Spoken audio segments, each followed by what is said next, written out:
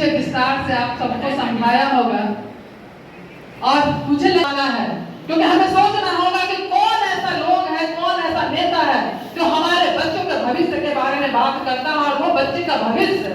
क्योंकि अगर हम आज नहीं सीखे, आज नहीं जागे और आज नहीं काम किए तो हमारे आने वाला पीढ़ी बोलेगा, माता जी आपने क्या किया था जब हमारे अधिकार छीना जा रहा था, पिताजी आपने क्या किया था जब हमारे अधिकार छीना था, आपने आवाज क्यों नहीं उठाई। जब हम बात करते हैं अपने भविष्य की तो कहीं ना कहीं जो हमारा भूत है, जो हमारा इतिहास है, वो इतिहास फिर से न दोहराया जाए।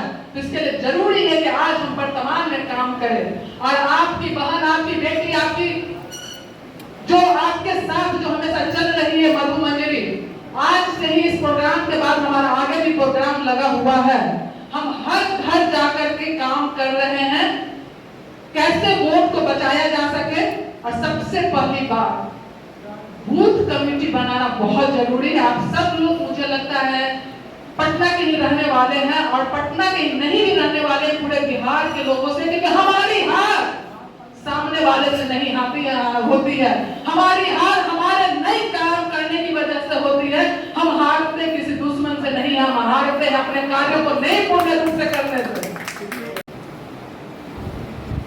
गांधी जी ने उनका निमंत्रण स्वीकार कर लिया, कहा कि कुछ बातचीत करनी है आपसे, गए। और गांधी जी के साथ डॉक्टर राजेंद्र प्रसाद भी गए भोजन पर। तो प्लानिंग ये थी कि गांधी जी को जहर देके और मार देना। ये जिम्मेवारी दी गई जो अंग्रेजों का खनसामा थे, जनरल मियां,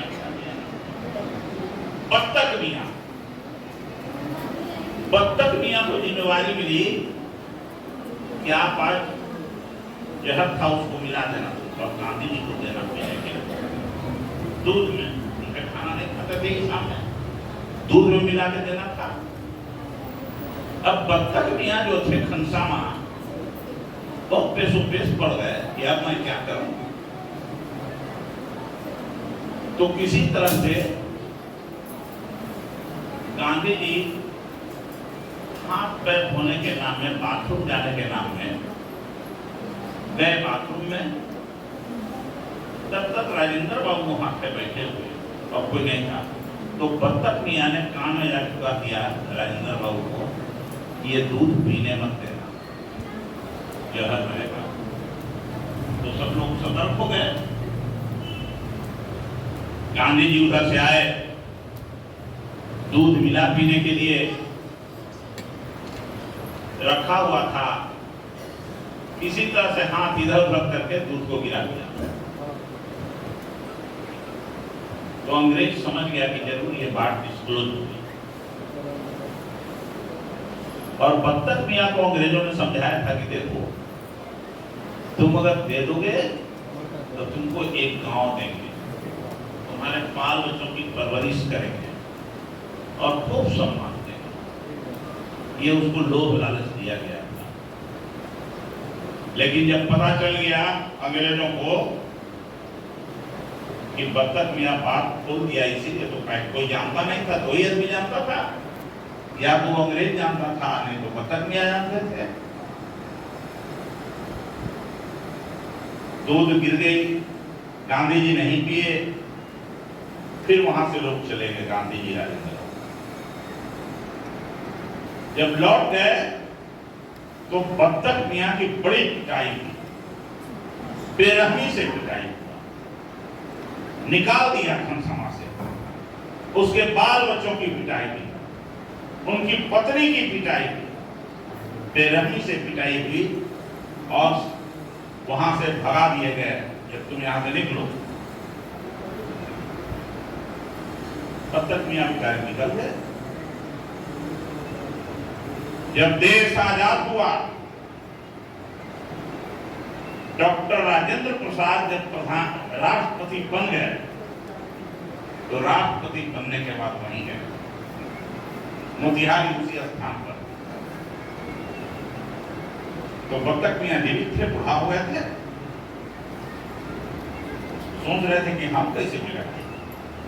तो राष्ट्रपति से मिलना इतना तो आसान नहीं, अमला फैला बराहिल पुलिस इतना कि कोई उनके नजदीक जाने नहीं देता। बत्तख मियां को कौन मान जाने देता वहां। तो बत्तख मियां भी होशियार आदमी थे, सोचे अच्छा ठीक है, जिस रास्ते से राजेंद्र बाबू को जाना था, लौटना था, उस रास्ते पर आधा किलोमीटर आगे जाके वो माला लेके खड़ा हो गया। उसमें एम्बेसडर गाड़ी थी, लेकिन दूर से बूढ़ा आदमी कोई माला लेके खड़ा है तो राजेंद्र बाबू को लगा क्या इस बूढ़े आदमी का माला ले लेना चाहिए। आगे पीछे पूरी फौज थी सुरक्षा की। गांधी जी ने गाड़ी रुकवा दिया। बत्तख मियां का माला लेते समय वो पहचान गए राजेंद्र बाबू को। चले तुम यहाँ हो भी जीवित हो, और भर एक बार के उनका गले लगा ले तुम बत्तख मियां के राजेंद्र बाबू। कहीं कि बत्तख मियां नहीं होता तो देश आज आजाद नहीं होता और हम राष्ट्रपति नहीं बनते। ये राजेंद्र बाबू ने वहां के उपस्थित सभी लोगों को ये बात बताया और प्रशासन। मैं इसलिए इस बात को कहा कि आज की सरकार जो हिंदू मुस्लिम करते रहती है, भारत पाकिस्तान करते रहती है, तो इस देश को आजाद कराने में मुसलमानों का भी उतना ही योगदान है जितना कि तथाकथित दूसरे धर्मावलंबियों का है। इसलिए मैंने और प्राण की आहुति दे करके बत्तख मियां ने गांधी जी के जान को बचाने का काम किया था। ये थे बत्तख मियां। अब दूसरी बात, ये जो वोट की बात हो रही है, आजादी के पहले कौन शासन था? इसमें कितने लोग ऐसे हैं 50 साल के ऊपर जिनकी मां या पिताजी जीवित हैं? एक दो आदमी हाथ उठाए जिनके मां पिताजी जीवित हैं। माता और पिता दोनों में कोई एक आदमी कम से कम हो जीवित।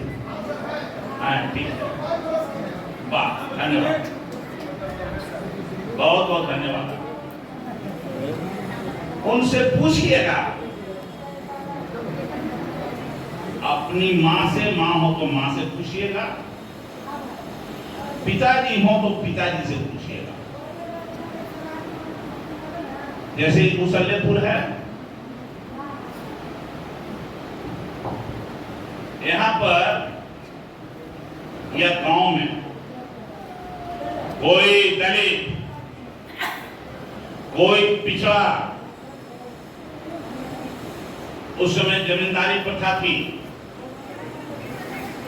जमींदारों के घर में जाकर के जैसे आप कुर्सी पर बैठे हैं बैठ सकता था क्या? ये पूछिएगा, आप लोग जरूर पूछिएगा। हाँ।